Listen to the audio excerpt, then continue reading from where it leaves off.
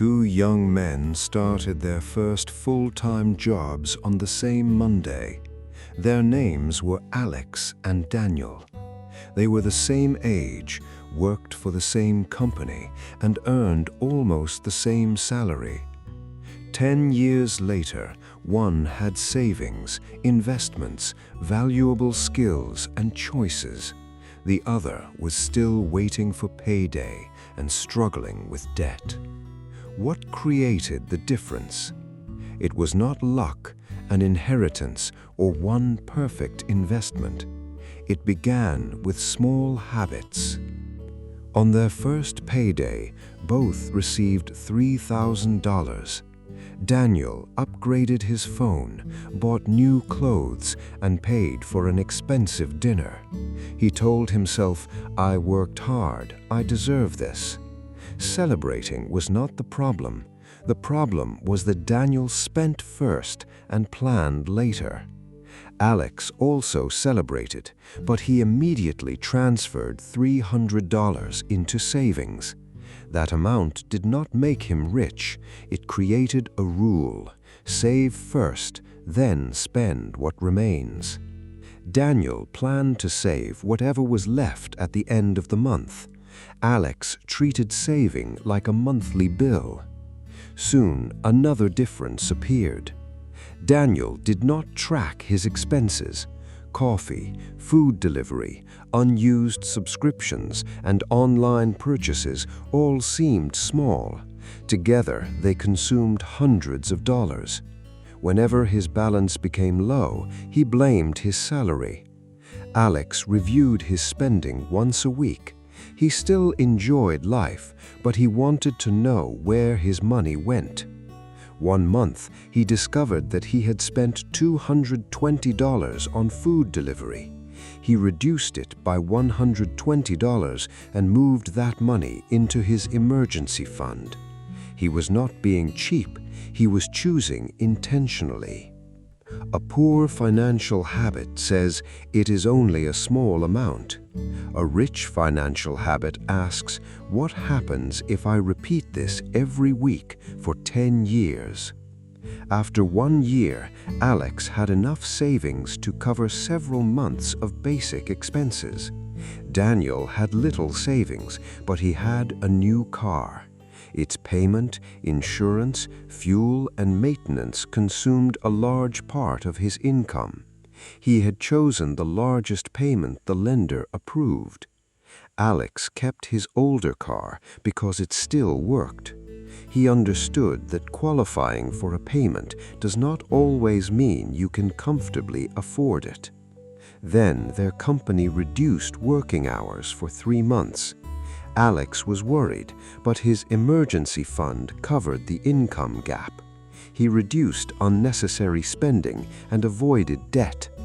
Daniel had no cushion. He used a credit card for rent, groceries, and car payments. When normal work returned, the emergency was over, but his debt remained. He now paid interest on money he had already spent. Good habits create protection before trouble arrives. Poor habits make an ordinary problem more expensive.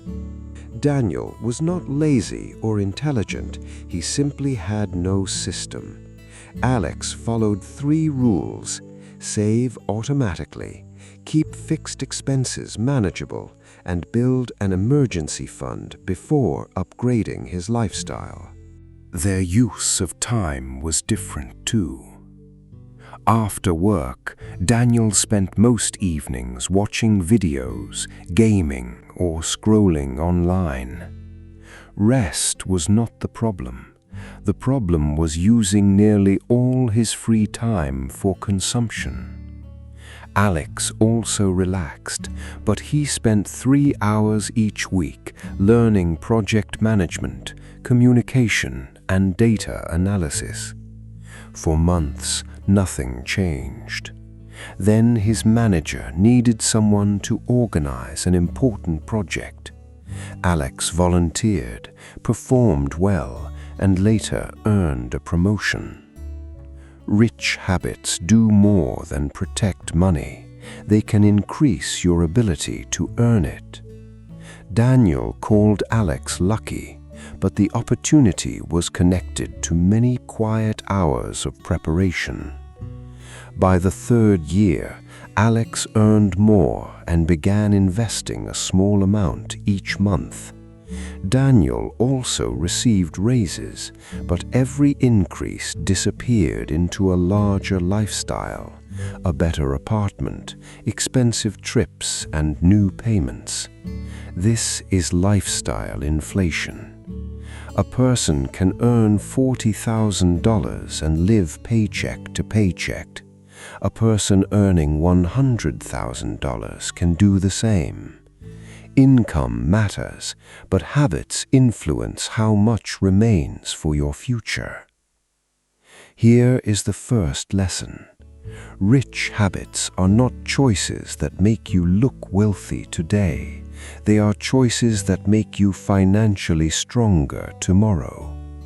Poor habits are not proof that someone is a bad person. They are repeated actions that reduce future freedom.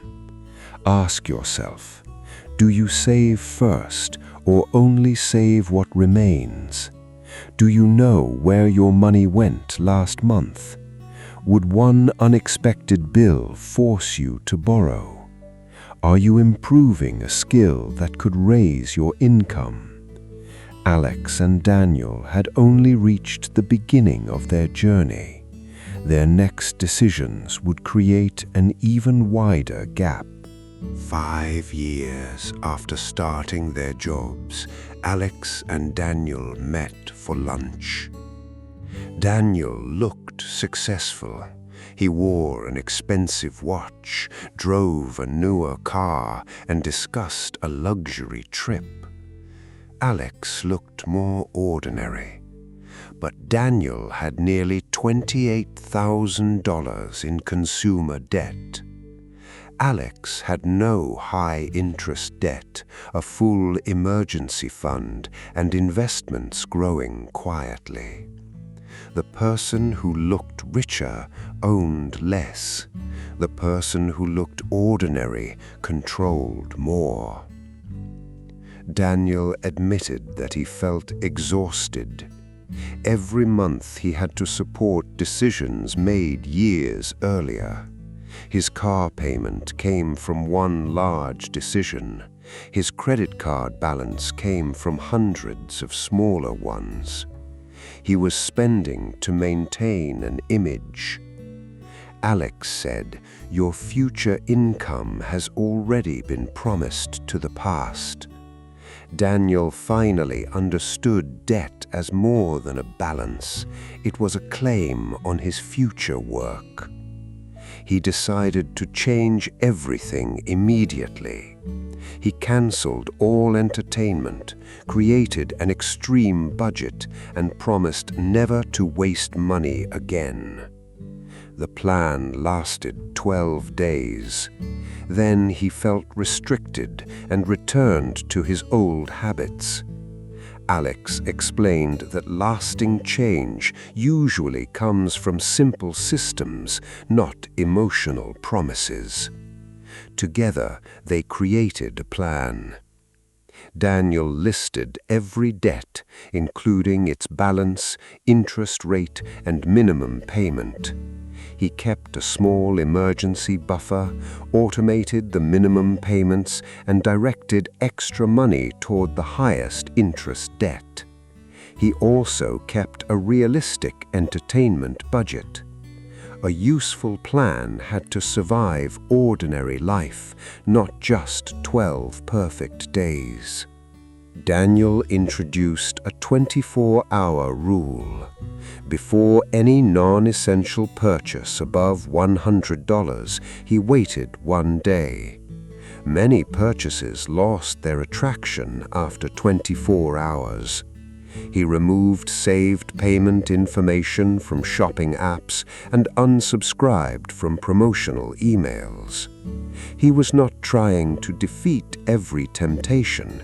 He was making temptation less convenient. Willpower can help, but systems are more reliable. Alex had a system for salary increases too. Whenever he received a raise, one part improved his present life, one part increased his investing, and one part supported a meaningful goal. He enjoyed progress without allowing lifestyle inflation to consume everything. He avoided fast money schemes. Before investing, he asked, "How does this make money? What are the risks? What fees will I pay? Can I explain it clearly?" When he could not understand an investment, he avoided it. Poor financial habits often chase fast results because patience feels slow. Rich habits give compounding time to work. Compounding means your money may earn returns, and those returns may begin earning more returns. Progress can look small at first, but consistency and time can make a major difference. Investing involves risk, so people should learn carefully, diversify appropriately, and use reputable, regulated services available where they live. Over the next 3 years, Daniel made steady progress. He sold the expensive car and bought a reliable used one. He moved to a less costly apartment and stopped using shopping as a reward for stressful days. His debt did not disappear overnight, but it fell every month. Eventually, he paid off his credit cards. He expected to feel rich after the final payment. Instead, he felt free. 10 years after their first payday, Alex was preparing to start a small consulting business. His controlled expenses and strong savings allowed him to take a calculated career risk. Daniel was not as far ahead, but his life had changed too. He had an emergency fund, no high-interest debt, and automatic monthly investments. More importantly, he no longer believed financial success belonged only to lucky people. Rich habits and poor habits are not permanent identities. They are patterns, and patterns can be replaced. Here are 7 practical habits from their story. 1. Automate savings on payday. 2. Track your major spending categories. 3. Build an emergency fund before upgrading your lifestyle. 4. Avoid high-interest consumer debt and repay existing debt with a clear plan. 5. Improve skills that can increase your income. 6. Invest consistently for long-term goals instead of chasing quick riches.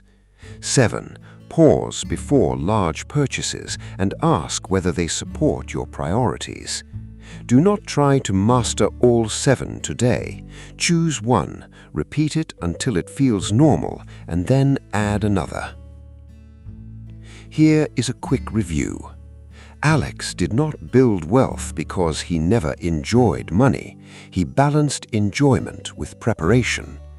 Daniel did not struggle because his money had no direction. Saving created security. Learning created opportunity. Investment supported long-term growth. Debt reduction created freedom. And simple systems made progress easier to maintain. Take one action today. Review your latest bank statement. Find one expense to reduce and one amount to save automatically.